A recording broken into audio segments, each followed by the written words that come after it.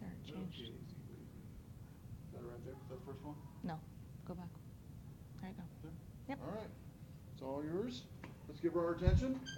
Act like you're interested and you're very excited. It'll make your presentation much easier for her, right? It will. All right. Yours. Turn it into. Okay, I'm going to do my presentation on biometrics, understanding biological securities. We're going to start at the beginning with history, and then we'll go all the way into the future with a biometric that's not yet in practice.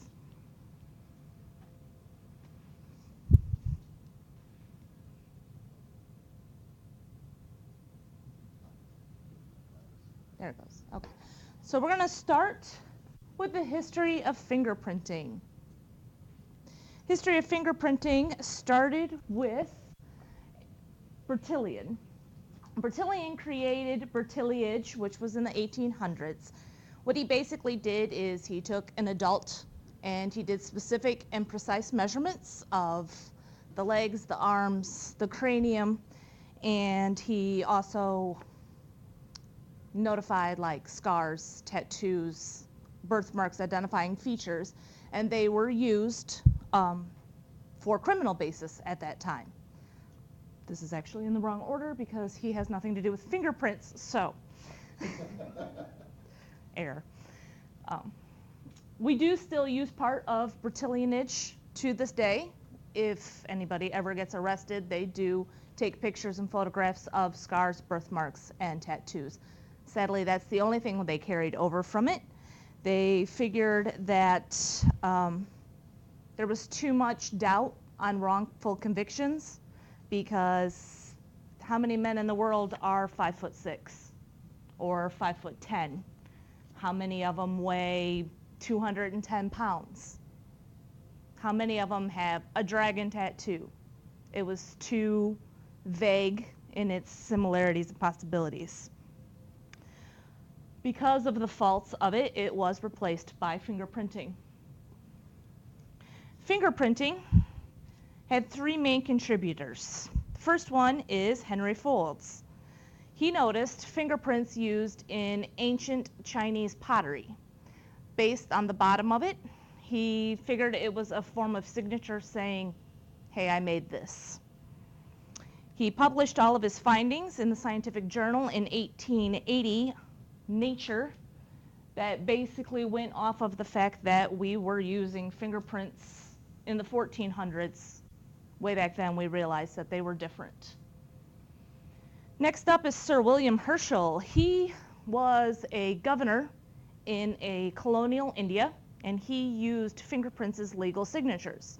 So if you went along to buy land, you used your thumbprint to legally sign the document, and then you were therefore bound to it, because he realized as well that they were unique. Going the wrong way. Up next is Sir Francis Galton. Sir Francis Galton took a big step. He noticed that even identical twins that are absolutely 100% alike all the way down to their DNA have different fingerprints. So there is no one exactly alike. You can look like somebody, but your fingerprints will always be different.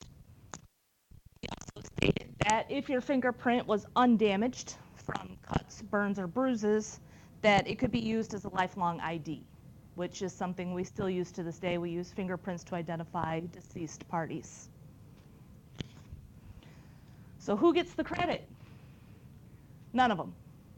Not one of them got credit for fingerprints. They all played a part in putting it together, but not one of them got sole credit. Wrong way. So let's step it up a little bit. We're going to go to Sir Edward Henry. He identified the original arch, whorl, and the loop, which became the main class for a 10 card. Everybody has a specific orientation. Now it's grown because now we know about ridges and there's different designs and everything, but in the 1800s, this was a vast improvement over anything that they had. He created the Henry classification system, which later became our 10 card usage. The classification gave a numerical value, so a large whorl could have been a 2, and anybody who came in with a large whorl was put into the 2 classification and then was stuck into a group. And these were saved in a repository, so if somebody came along with a crime, they would go to the repository, pull out group 2, and then search the fingerprints from there.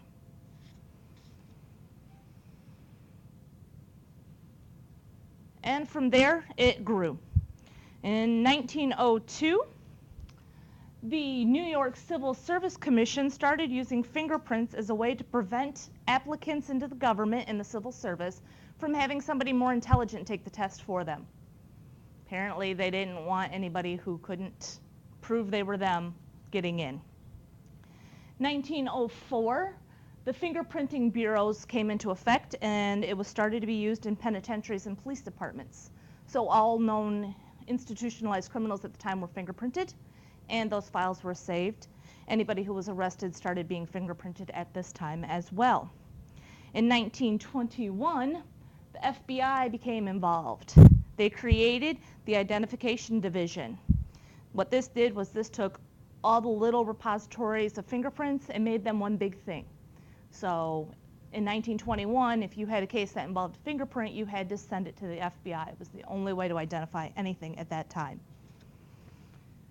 In 1931, the U.S. Civil Service Commission turned over 140,000 fingerprints of civil employees, therefore causing the creation of the Civil Identification Unit. Also part of the FBI, it is still to this day governed by them as well. In 1999, we get our introduction to the Integrated Automatic Fingerprint Identification System, also known as AFIS. Anybody who's watched the CSI show knows about AFIS.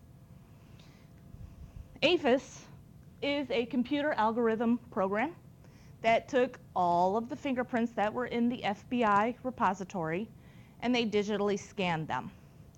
They also did a point match on the ridges so that there are specific spots in your fingerprints that you can find. You can enter any latent print in there.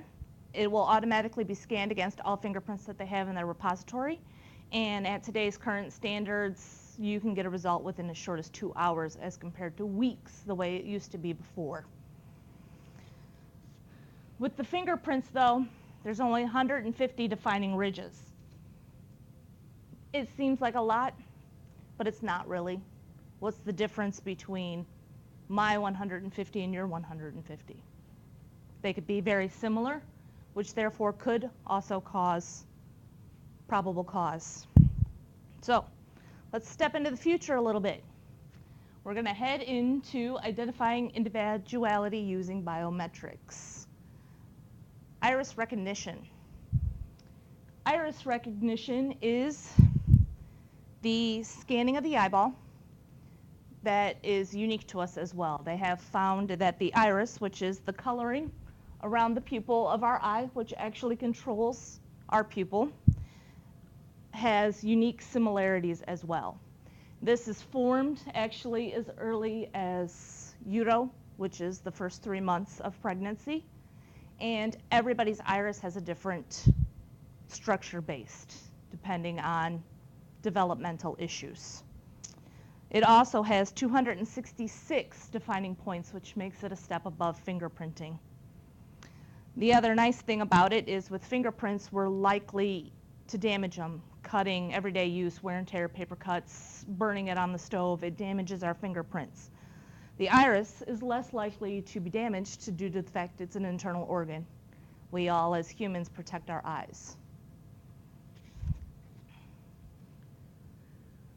Keep going the wrong way. Iris recognition. I covered this. Okay. See, here's the slides I added. 1935 was as early as they came up with iris recognition. That's when the ophthalmologists started recognizing that irises were different. It's actually when we started getting more prescription lenses as well to being used. Leonard Flom and the other gentleman whose name I can't pronounce proposed that no two irises are alike. They were also awarded a patent for the identification. They started doing regular mapping of the iris in 1987, and then they joined tasks with Dr. John Daugman.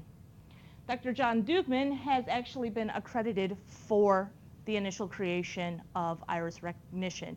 He's the man who wrote the algorithm that actually does the identification. In 1993, he started working on the prototype. 1994, he was awarded the patent for the automatic iris recognition algorithms. 1995, he created his first commercial scanners. So iris scanners have been around since 1995. 2005, he let the patent expire, which allowed other companies to come in and take all of his data and information, create their own scanners, and make it more economical for businesses to use it, based on the fact that it's easy to do an iris scan because you only have to be a foot away from it. You don't have to get really close or touch anything. It can literally scan you from a foot away. So, how does it work? You get scanned by a camera, and the camera does a vision. It does a mapping of the eyeball. And it's really nice because people like us with glasses, the glasses don't interfere with it. Our eyelashes don't interfere. Our eyelids don't interfere. It can actually map out exactly where everything is, regardless of the interference that you're having issues with. The map is then turned into phasers. Phasers are little sections, we're not talking Star Trek phasers, but little sections of data. And then the phasers lead to the what and the where on the iris. So phaser 1 will give a specific section, and it kind of breaks the eyeball down, which then leads you to the iris code. This is what the computer sees from an iris scan.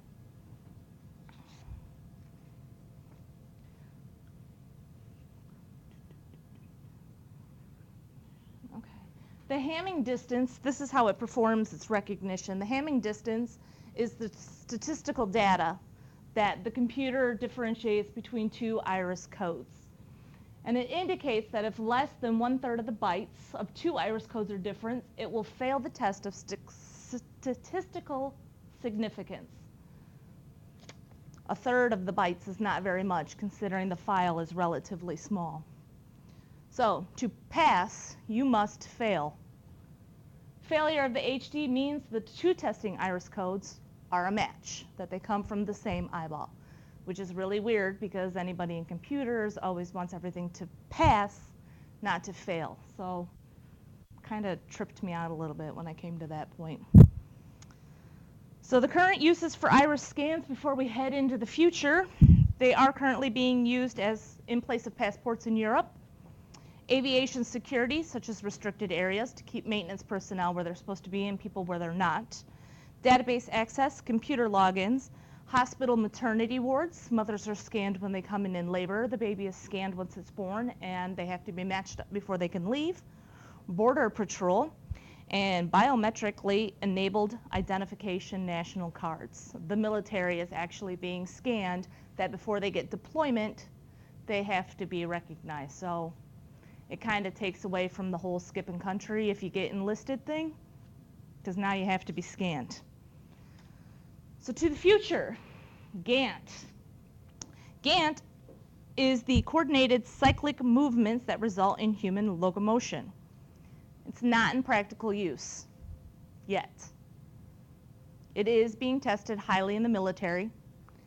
The nice thing with it is it has the ability to identify a person regardless of their dress, regardless of their shoes, their terrain. You can be in full-on disguise and not look like you, like Mission Impossible. It's still going to recognize who you are. And it can also be done without your knowledge. We kind of covered this, you said, with walking up to a computer and it just automatically opens. This is a little different. With the Gantt, you can use a couple different things. They are playing with ear scans where your ear is shaped specially where it can actually scan your ear as you walk through a hallway, similar to that. How it works. Individuals are scanned by cameras. You walk down a hallway and there'll be two cameras in the back, two cameras in the middle, and then two cameras behind you. As you walk through, there will also be a pressure-sensitive floor that will measure your stride, your weight distribution, whether you have a limp, anything like that, while the cameras are scanning you all at the same time. It is then completed by a 3D rendering computed cycle, the movements of the data. So it actually takes the movements that it records, puts it in a 3D rendering, and then it stores it in the database for reference. Confused, right? So was I. So to the internet I went and found this. And we don't have any sound. Can we get it louder? Hold up. You want to hit the space bar? Nope. There it goes. Alright. Okay. Sorry. I forgot about the sound.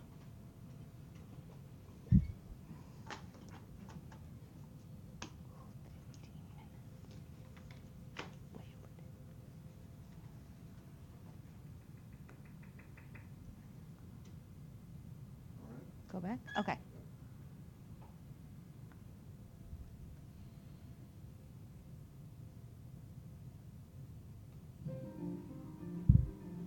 So, CCTV can fail if someone uses a clever disguise, for example, but there is something really distinctive about you that's a lot harder to hide.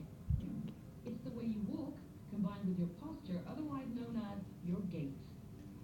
Apparently, it's as individual as your fingerprint, and the hope is if we can make CCTV systems identify people by their gait, then no amount of disguise will ever work. And now, the technology to do just that is being developed by scientists at Southampton University. Wow. Isn't it? That's early Pink Floyd. What goes on in here, Mark? This is our game recognition system. It's the only one in the world. It's the best. You could also say it's the worst. It's got 8 synchronized cameras. Well, what do those cameras do? Well, why didn't you walk down the red carpet? British humor. Guys, will you get a grip and do it properly? Sorry. The psychedelic colours help the cameras capture not only the length of my legs, but exactly how they move. Stick the two together, and incredibly, the computer can instantly tell if it's looking at me, or Liz, or somebody else in its database. Or at least that's what it claims. Is that 3D image? That's like a fingerprint. Like nobody else could recreate that. Absolutely. In a sense, a lot of people are similar. We've got a head, a body, 2 arms, 2 legs. It's when you get into the more details, because you've got muscles, your legs are slightly different length. It's a combination of all those that gives you the unique. Can I put this to the test and see if it actually recognises? Sure. Over 200 people have walked through this tunnel and been registered in the database. When I walk through again, the computer has no idea who to expect. It'll compare my walk with all the walks it knows and then come out with the top 5 closest matches. Dallas. Way! Dallas. Number 1. Awesome, can I try mine? Okay. The genius of this system is in the 3D model it creates. It can recognize someone's gait from any angle, so ultimately it could identify me from any CCTV footage. Right, my gait's logged into the system from the first time I walked through. Will it know me this time around? Wow. Yay! That was even quicker. Well, Lee, you and Lee. Don't take the Lee could be a girl's name. Hold on, I want to find out, is Lee a man? Can you tell me that, Lee please? is a man. Yeah. But I walk like a man. Can I just try one more thing? Okay. So what they showed there, they're talking about CCTV. We know that there's cameras everywhere when we drive, everything like that. So imagine being able to be picked up for a crime walking down the street because a camera's picked you up for that. Just because you've walked down a hallway that you had no idea that you were walking down and were automatically registered in a database. And that's pretty much it in the nutshell, from the beginning to the future. Any questions? I just had a question about the first photo. The guy, since he seemed like distinguished, was that like an like arrest photo, seeing how he was a profile? It was when he created the system, that was actually what the cards looked like. So that was his technical mug shot. And if I had gotten a better image of the quality, you could see that his arm length bone measurements were actually written on there. So he was actually the first person to go through the lineage and have the first card tested on that. The retina scan, commercial products for consumers, did you find in your research as far as like for regular consumers to buy? Or is it mostly commercial like airports and businesses that buy the retina scans? The iris scans. The iris scan, I'm sorry. Since they came out in 2005, other companies had started developing it. Right. Therefore making it more economical for, say, schools, businesses, stuff like that. Right now, its practical uses is passport, airport technology. The big one they're using it in is over in Pakistan, Iran, Iraq.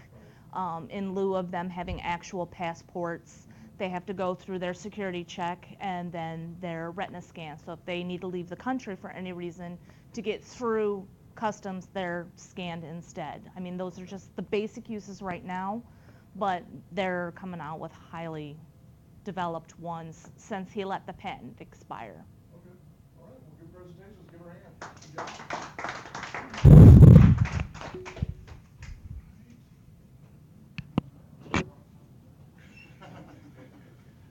You'll do fine. I'm going to go ahead and That's still stop. My date is showing? Yes, it is. And I called it Gant again. Yeah. Flip a coin to see who goes first. Them added slides totally mess me up. Why'd you gotta do that? And make me look bad in the future?